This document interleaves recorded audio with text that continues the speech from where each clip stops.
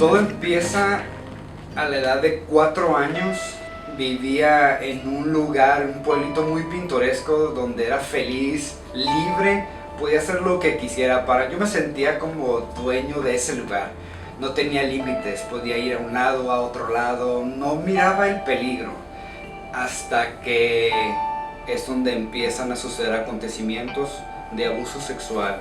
Es hasta donde se tiene memoria, o tengo memoria, de que empezaron estos abusos.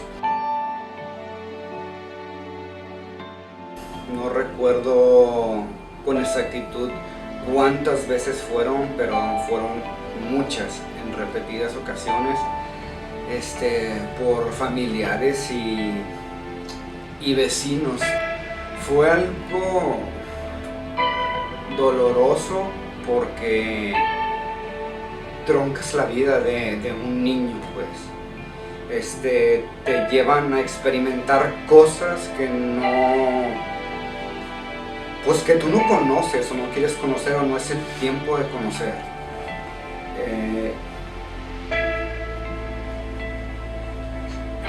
Aún así salí adelante, fui creciendo, guardando todo esto en secreto durante muchos años y muchas cosas que sucedían donde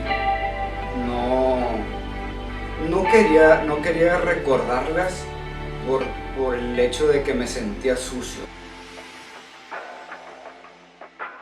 No sabía, no tenía una dirección donde seguir, con quién hablar. Era un poco frustrante para mí, porque ya empezaba como ese cierto bullying en la escuela, ¿no? Donde empezaban a notarte que mirabas a los niños, o que era, no sé, algo que no lo podía controlar de alguna manera. Llega a arraigarse en tu vida como algo natural, y empiezas a buscar, ya no es algo, es algo que despertaron en ti, es algo que tú no pediste, pues, pero que lo despertaron porque no era su tiempo ni con las personas que deberían de ser. Entonces es algo que ya empiezas a buscarlo, pero tan fuerte dentro de ti que no lo explicas. Esta etapa de mi vida fue muy frustrante porque ya era un niño adolescente donde no había una dirección. Yo me mudé a la ciudad de Guadalajara, mi hermano ya estaba allá. Él me dijo que también él estaba pasando lo mismo que yo. Y a mí me impactó mucho, pero sabía que yo no era el único. Después de eso, mi hermano nos dimos cuenta que se había contaminado del HIV. Él muere. Se devasta toda la familia, mi madre queda totalmente devastada, estaba deshecha porque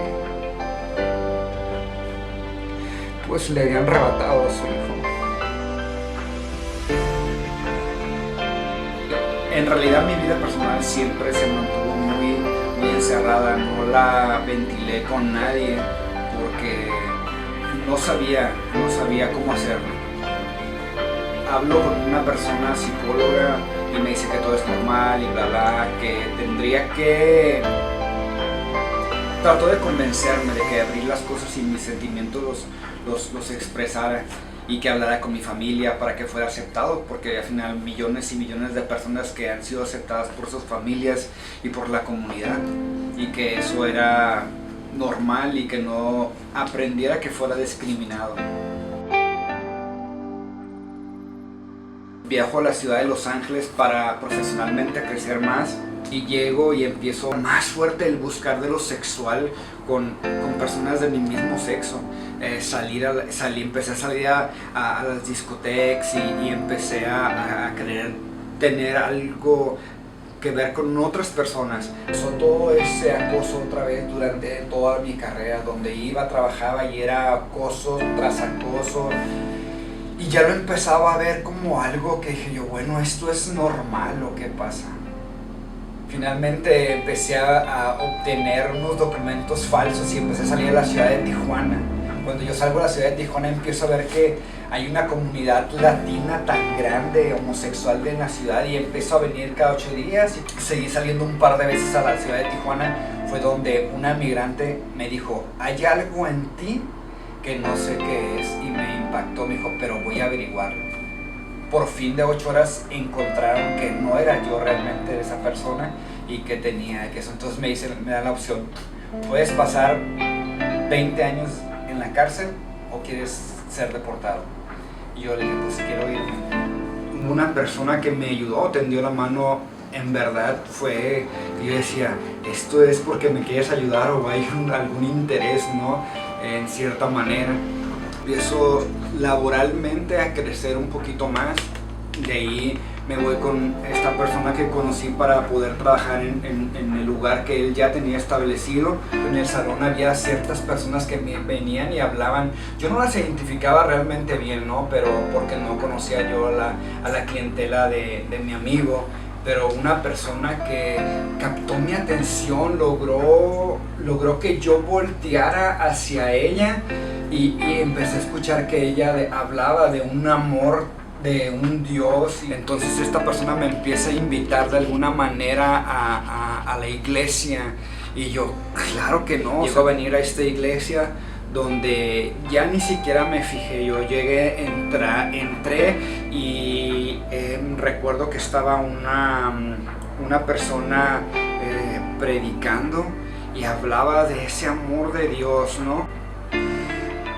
Caí devastado enfrente del altar y yo le decía, si tú eres un Dios, si tú realmente existes, si eres un Dios que haces lo que toda esta gente dice, yo quiero que tú me hagas un nombre el cual tú creaste.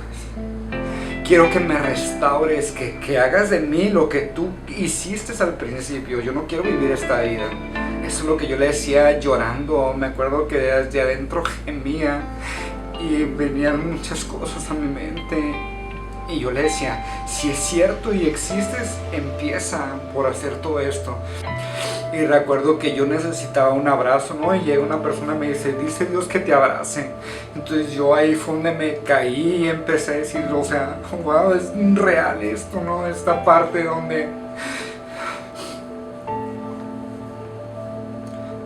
donde empecé a sentir el amor de Dios realmente, que había un Dios que existía, ¿no? No sabía quién era y al tiempo me supe que era el pastor, ¿no? Que me decía que no iba a pasar nada y que no te voy a soltar, me decía. Yo decía, pues ¿quién es este hombre que me hace sentir tan seguro, ¿no? O sea, en ese momento hablé con el pastor y ellos me recogieron, me llegué a su casa, no sé cómo, pero fue en ese momento en el que yo ya no quería vivir. Y ellos me dijeron, me acuerdo que una vez me agarraba, me quedaba viendo la esposa del pastor y me decía, esto va a pasar. Y me agarraba tan fuerte y me decía, míranos, ¿tú crees realmente en Dios? O sea, esto lo vas a superar y va a suceder. Y yo la miraba, ella como me miraba, y yo miraba que ella clamaba a Dios y que clamaban juntos a un Dios y que escuchaba, porque venía en mí una paz, algo muy fuerte. Empieza en mí a nacer a cosas nuevas y era sentimientos ya de rechazo a la homosexualidad, pero de rechazo de que ya no quería estar yo en esa área, de que ya no quería vivir eso.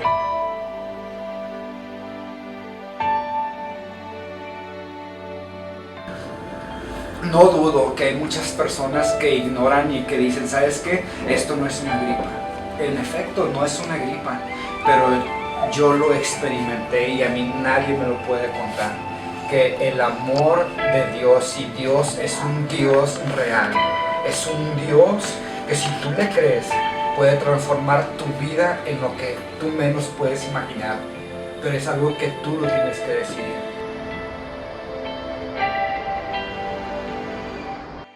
Soy Carlos Alberto Ortiz Díaz y les quiero presentar a mi esposa Berenice y a mi hijo Carlo Andrei, la mayor bendición que Dios me ha dado.